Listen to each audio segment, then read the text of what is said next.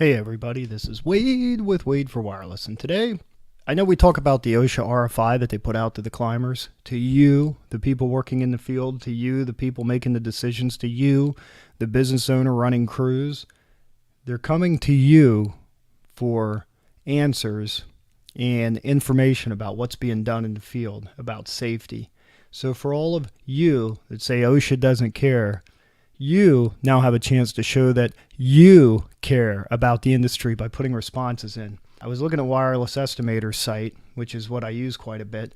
And on the Wireless Estimator site, you can see other people's responses. And I really enjoy it. And I'm going to put mine up there. I just haven't gotten to it yet. And the reason is I type all the questions out on Word, and then I work at it from there. It takes a long time to go through everything.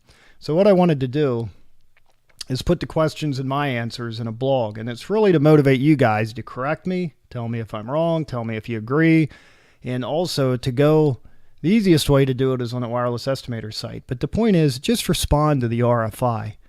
Take the time, respond to the RFI. You don't have to do it all at once. You can look at all the questions ahead of time. You can download the PDF. All the links are in there. Everything's in there. And I have the questions on my blog, and that's what I'm going to go through this week. So I think it's very important that we give OSHA all the information we can so they understand what's going on out in the field. This is their attempt to understand what's going on out in the field. You have the responsibility to let them know what's going on out in the field. Now, when you respond, be professional. You know what I mean? Try to be very fair. You can't just say, you got to do more. What good's that? What I'm trying to do is give some detail. And I know Greg says about giving backup and information, and that is what they need. They need information, but they also want opinions. So if you have an idea how to make things better, put it in there. And I did look at some of the responses. Now today, because it's so big, I only concentrated on the tower climber questions, right? And I'll probably put out a few more. I'll go over each section. There are several sections. But today, I just want to concentrate on the questions for tower climbers, which I think are 8 questions. Those are the first 8 questions. It's just too much to put in one post. So, Wireless Estimator has a link. And I'd also, before I forget, like to thank my sponsor, Tower Safety. We're the best get better, and it does all your safety training needs for tower climbing. It has OSHA 10, Tower Safety and Rescue. They have first aid, CPR training, and they're adding training every day. So thank you, Tower Safety, TSI, Tower Safety Incorporated, towersafety.com. So here's what I want to do. When I post mine, if you want to look for what I put out there, which I don't know when I'm going to do it. Today is April 22nd. It's a Wednesday. I'm going to try to get it up today, all my questions. But it takes time. I've been sort of busy lately. So I just want you to think about that when you search there. But the other thing I want you to think about is this is your chance to do a good thing for the industry, a good thing that OSHA is trying to help us out and understand what's going on out there. And you got to be honest with them, but don't be a jerk, okay? Be professional. One of the things, let me tell you, one of the things that's hard to defend is when I say it's full of professionals, and then you look at some of those postings on some of these Facebook groups, that have to do with the tower climbers, and I'm trying to defend that you're professionals, right? It just gets very frustrating. So the other thing I found out is I've been talking to a lot of tower stackers, and they've been hiring a lot of guys from the cell site industry, meaning the antenna and lineman workers, and they're saying about how inexperienced a lot of these young guys are. Listen, if you think you're in over your head, you'd better do something about it. It's very important that you understand the job and you understand what's going on out there. I know we're all busy, but we're never too busy to learn. If it's just a job to you, that's fine. Get in, get out, move on. If it's a step in your career path, then you want to educate yourself. And that's what I'm saying here. It's a profession. Just because you're a tower climber now doesn't mean you won't be a business owner later. You won't run crews. It doesn't mean you won't be a project manager. You won't be a safety instructor. There's a lot of avenues here. It's a career path. You just have to open up your mind. There's estimators. There's so many people. There's specialties like closeout packages. There's site survey people that just do surveys. There's going to be small cell work. There's a lot of work coming out there. So for all you guys that think this is the only thing you're ever going to do, maybe it is. And if you're happy doing that, God bless you. Stick with it.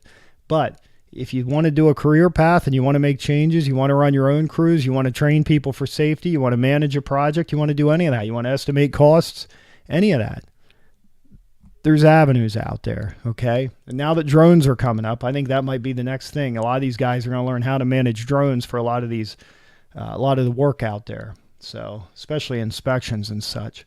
So with all that said, I'm going to go through the questions one at a time and then my answers. So, question number 1, as a tower climber, what are the most significant hazards that you encounter in the job? What circumstances or conditions create or contribute to these hazards? So here's what I did. I broke it down into 3 things. Hazards. For number 1 is hazards. My response. Hazards. Falling, fatigue, injury from exertion, stress from travel and working at heights. The climber's job is at a height and outdoors, so weather is also a hazard. The climber must work in all climates, causing another risk to be taken into consideration. Frostbite and heat exhaustion are all factors that cause problems when working at height. Now, I know it's light. There's a lot of hazards. I thought that would be a good overview. Circumstances. Oftentimes, the circumstances that cause problems are when the schedule is pushing the climbers to work quickly and longer hours in the air. The deadlines need to be realistic and take into account that there are delays due to delivery and weather and other customers' schedules. What I mean by that, there's other customers.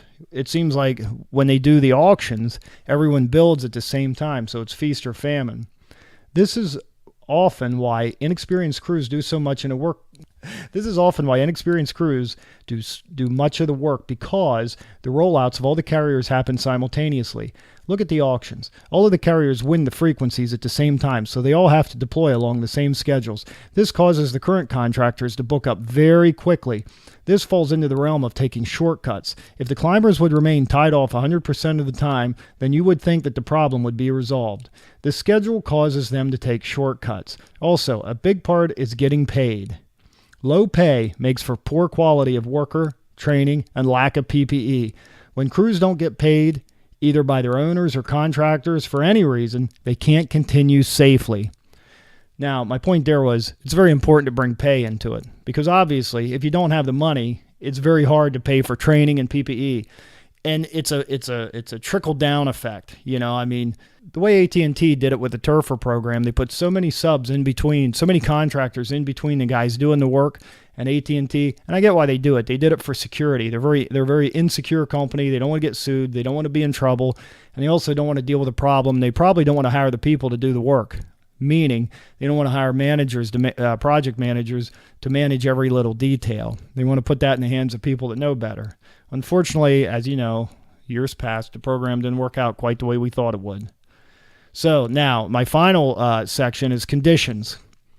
Working at heights for prolonged periods in all environments and odd positions while moving heavy weight causes many problems.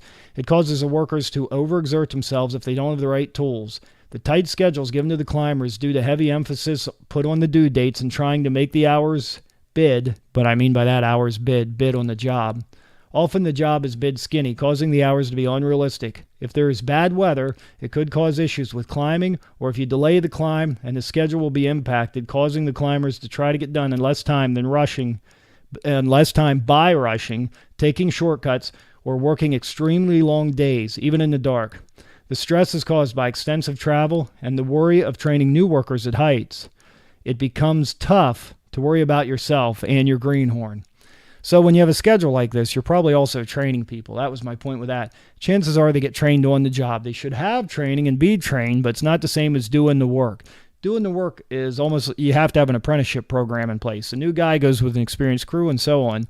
Unfortunately, in years past, it hasn't worked out that way.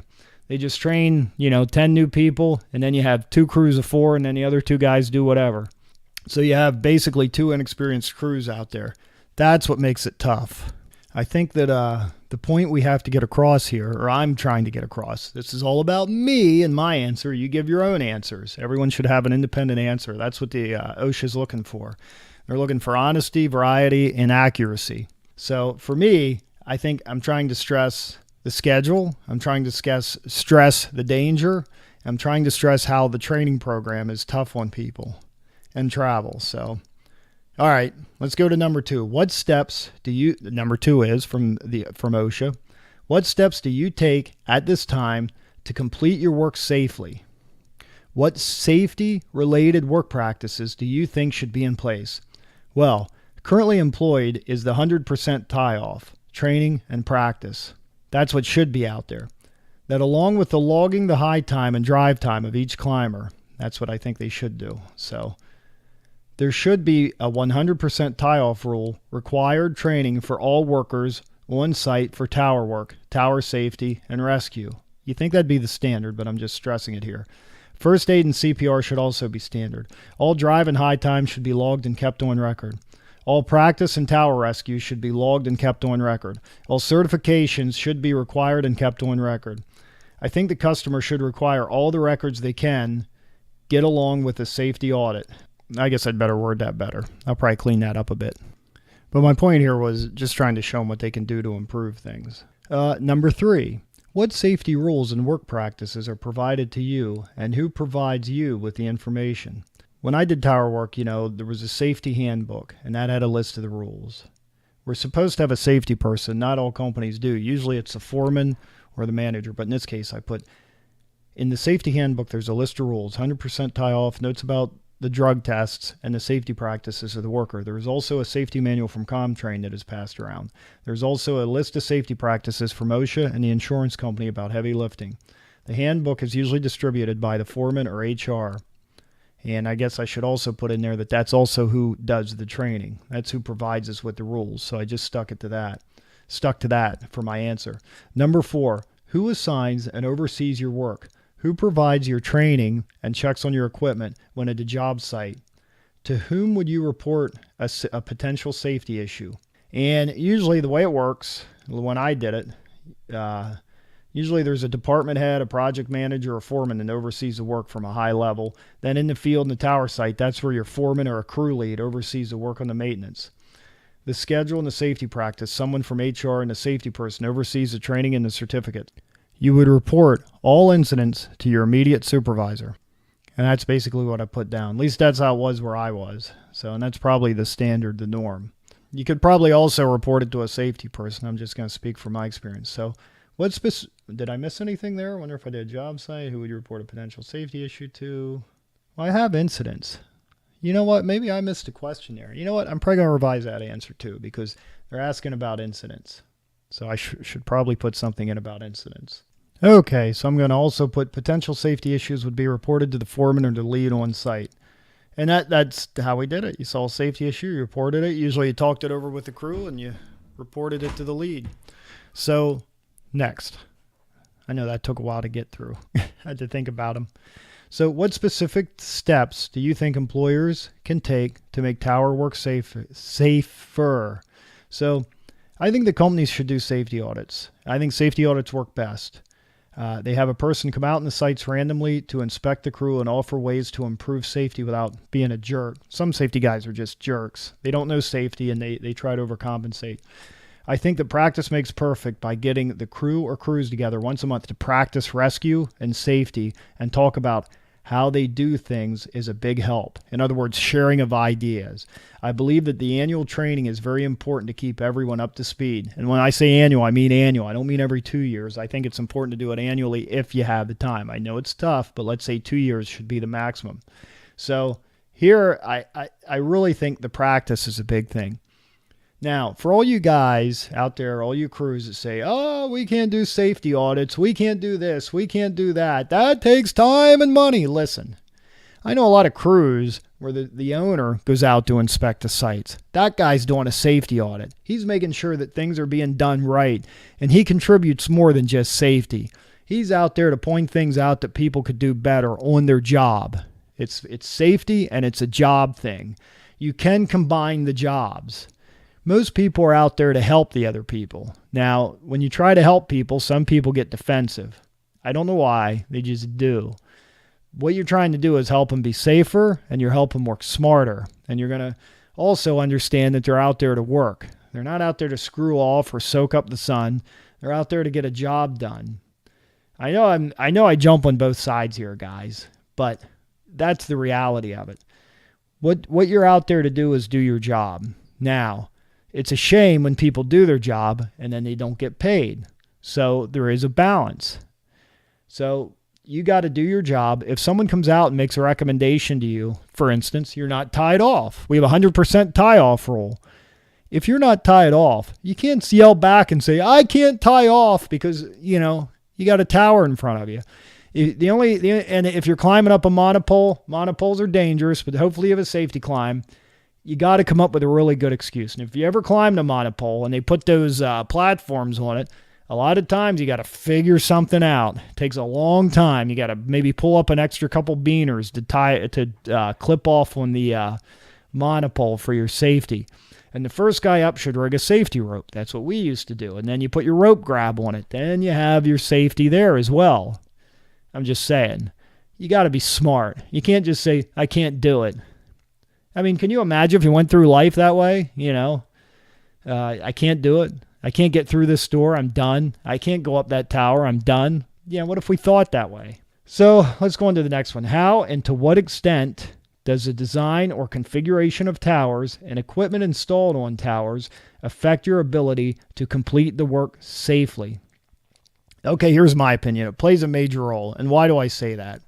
There are times when you can't figure out how to stay tied off to get to the next level. It takes a lot of thought. It slows the job down.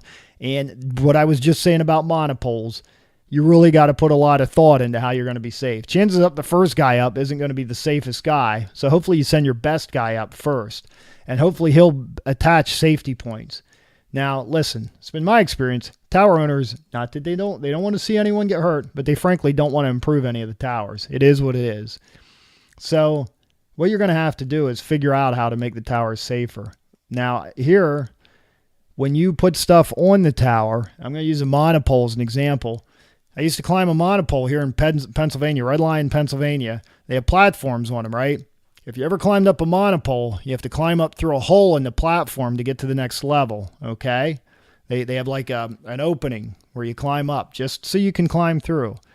And they usually put a ladder there. Now, when you have to stretch 5 to 6 foot to get this ladder, there's a problem because the climbing pegs on monopoles are, pretty big around, several feet around.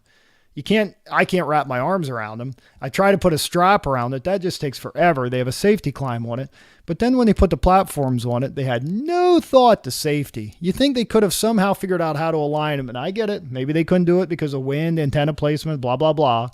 But they didn't align the climbing holes to get through the platform with the climbing pegs on the monopole. And chances are when they put that on there, they used a crane. I'd be willing to put money on it. They used a crane. Probably used a crane, and it was probably like, uh-oh, that's not lined up. Well, it's tight now. Leave it go. I mean, I know how those things play out. That's probably the way it is. I really think it'd be great if they could put those clips on there. There's a company that makes those clips you can tie off on. Why don't they want to put it on? Well, there's probably 3 reasons. One, it costs money to do it in the first place. And when I say money, I imagine I would like to think they just don't go out and drill a hole and put them in. They would probably have to look at the structural and make sure it's okay. Unless it's a tower, then they could probably just loosen up an existing bolt and put it on. But even so, they want to make sure they do it right. So the money to install, the money for the engineering, and so on. 2 is liability. As soon as they put these things on, there's a liability factor. If it breaks, who are you going to blame? And I think a couple of them have broken in the past. You would like to think it'd go back to the manufacturer, but then you have all the finger pointing, the lawsuit, the court cases, and one more thing that everyone will hush up about and will never know the truth. Yeah, the finger pointing back and forth. And I get it, I mean, you're trying to do a good thing. Next thing you know, you have a lawsuit because someone claims that you didn't do it right. And the third is maintenance. Once you put these things on, you probably should maintain them.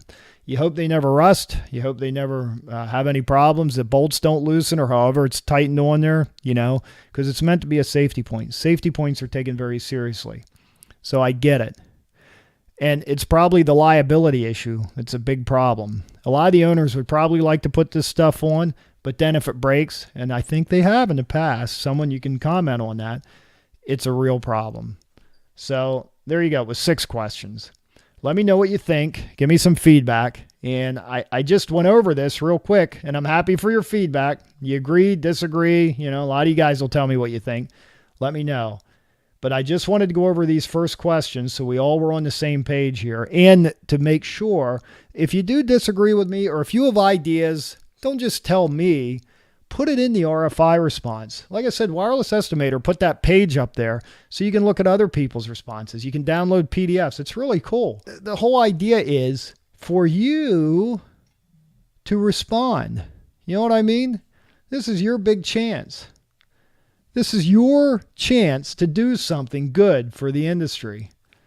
So all you guys a year from now that are whining and complaining, nothing's ever done.